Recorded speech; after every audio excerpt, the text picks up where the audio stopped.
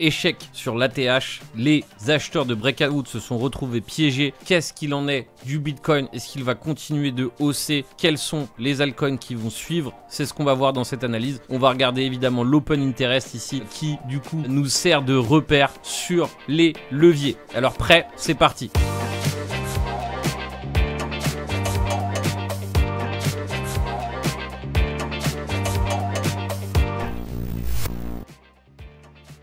Bonjour à tous, bienvenue sur la chaîne Captain. Comme d'habitude, on va voir un peu ce qui se passe sur les cours et on va observer l'Open Interest ici qui a pris un coup, on va dire, sur l'échec, le faux breakout, tout simplement un scénario que je vous avais évoqué, à savoir franchir l'ATH et rejeter l'ATH. Donc comme vous pouvez le voir ici, j'ai le graphique de l'Aggregate Open Interest. Donc qu'est-ce que ça veut dire? C'est l'Open Interest sur tous les exchanges ici qui est disponible. Et en l'espace de quelques instants, on a perdu quasiment 10% d'Open Interest. Alors à partir de 10%, c'est à prendre au sérieux. 20% c'est ultra à prendre au sérieux. En tout cas, ce qui est sûr, c'est que voilà, on a eu un retour à l'envoyeur, mais pour l'instant, on a la zone des 65 000 qui a l'air pour l'instant de vouloir tenir et c'est ce qu'on va surveiller de ultra près. Alors on va se rendre sur les graphiques. On va se rendre sur le graphique du Bitcoin. Je vous rappelle que cette correction s'est faite au même moment que sur les marchés traditionnels. On voit le Nasdaq qui lui aussi a corrigé et est probablement en train ici de nous dessiner ce qu'on appelle un swing fail, une de mes stratégies préférées. Alors personnellement, je l'attends au tournant pour tout simplement acheter la correction sur le Nasdaq. Alors personnellement, je fais attention de voir si c'est pas cette zone des 17 800 qui va être atteinte. Donc je me précipite pas, je le laisse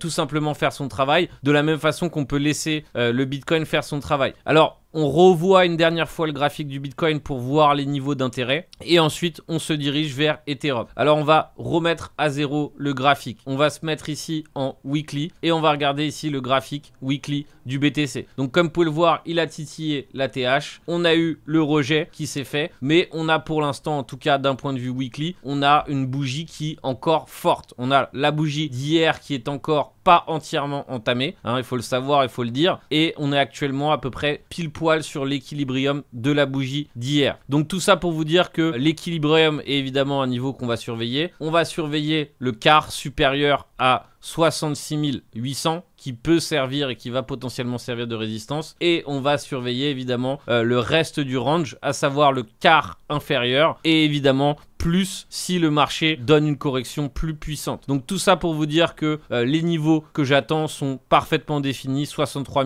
829, 62 200 en cas de continuation, rejet possible à 66 800 et potentielle correction consolidation pour une potentielle continuation si on tient la barre des 65 000. Je vous rappelle que la barre des 65 000 est relativement importante à tenir. Alors d'un point de vue altcoin, potentiellement il est possible que les altcoins profitent de cette correction sur le BTC pour eux se renforcer. C'est ce qui peut parfois se passer. Donc on va se rendre sur Arbitrum. Arbitrum qui a franchi la barre des 2 $. Donc c'était sa résistance ultime. Maintenant, il a comme difficulté de franchir la barre des 2,20. Donc on a eu plusieurs rejets qui se sont opérés sur les 2,14. Donc maintenant, on va voir si Arbitrum arrive potentiellement enfin à s'affranchir ici de la barre des 2,14. Donc on a d'autres altcoins à surveiller, je pense, qui sont intéressants comme le BCH. Donc le BCH qui corrige, je pense qu'il va se diriger sur cette zone. On voit cette espèce d'order block. Donc pour l'instant, personnellement, j'y touche pas, je le laisse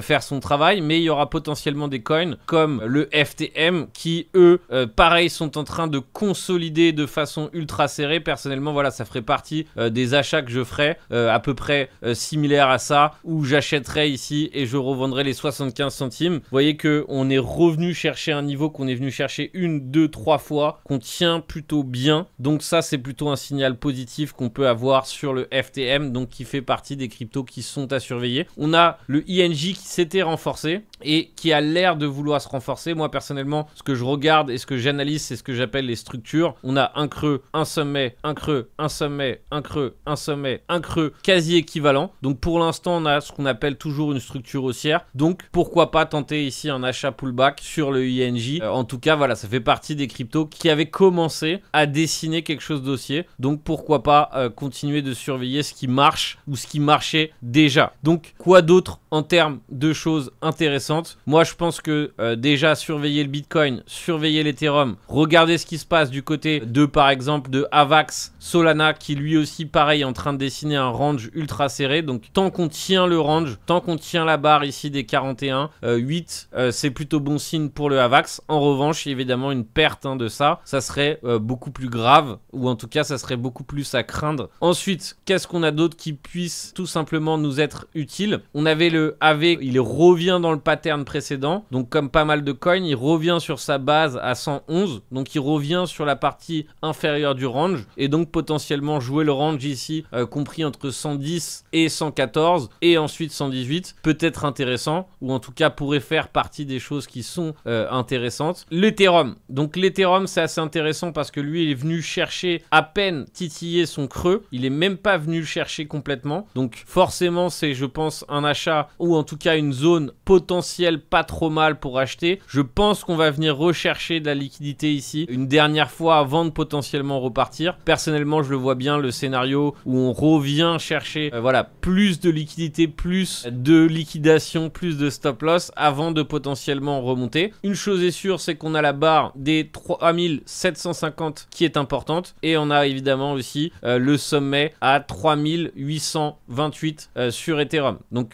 encore une fois, maintenant, les niveaux qui nous intéressent sont les supports et les résistances, comme on a pu évoquer à l'instant. Les éléments qui peuvent nous aider, c'est le Shop Index, le RSI, comme je vous ai mis souvent à l'écran, la VWAP. La VWAP est un super repère pour savoir un petit peu si le graphique est plutôt haussier ou baissier dans la journée. Très souvent, c'est un lieu pour prendre des shorts ou un lieu pour prendre des profits. Bref, c'est vraiment un outil que j'utilise très souvent. Alors quand je l'utilise généralement en 1 minute. Vous voyez que ici, on est sous la VWAP pour Ethereum, et c'est un repère important parce que si on arrive à s'affranchir de la VWAP à nouveau, eh bien il y aura de fortes chances que le prix réintègre le range. Donc on a des coins comme le FET qui consolident relativement bien, ils font leur travail, et potentiellement ici peut-être redessiner ici ou aller chercher les anciens sommets vers les 1,86, ou en tout cas voilà, ça peut faire partie des coins à surveiller dans l'atmosphère ou dans l'univers crypto actuellement qui est assez bouillant. Je vous invite à rester ultra connecté. Je vous rappelle que dans le Discord on partage des plans régulièrement, on vient d'envoyer la newsletter pro, donc des plans qui ont été rédigés par moi-même et l'équipe. On essaye d'envoyer des plans de ce qu'on appelle des plans pédagogiques de façon à vous faire progresser au maximum,